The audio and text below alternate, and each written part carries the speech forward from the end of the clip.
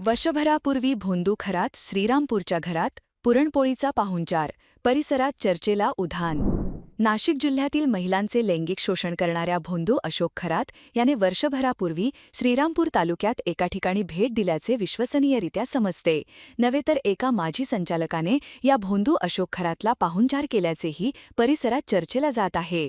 नाशिक जिल्ह्यातील या महिलांचे लैंगिक छळ करणाऱ्या अशोक खरातचे प्रकरण चव्हाट्यावर आल्यानंतर अनेक फोटो व्हायरल झाले।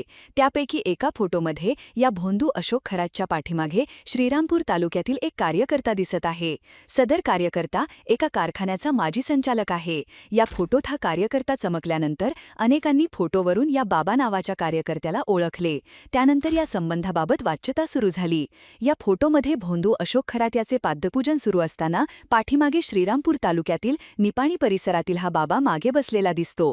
त्यानंतर दुसऱ्या एका फोटोमध्ये भोंदू बाबा अशोक खरात हा उभा आहे। खरात शेजारी त्याची पत्नी आणि खरातच्या पत्नी शेजारी रुपाली चाकणकर आणि अन्य लोक उभे आहेत। या अन्य लोकांमध्ये श्रीरामपूर तालुक्यातील निपाणी परिसरातील हा बाबाही उभा असलेला दिसतो। त्यामुळे या निपाणी परिसरातील बाबा हा अशोक खरातचा चांगलाच भक्त असल्याचेही फोटोवरून दिसून येते।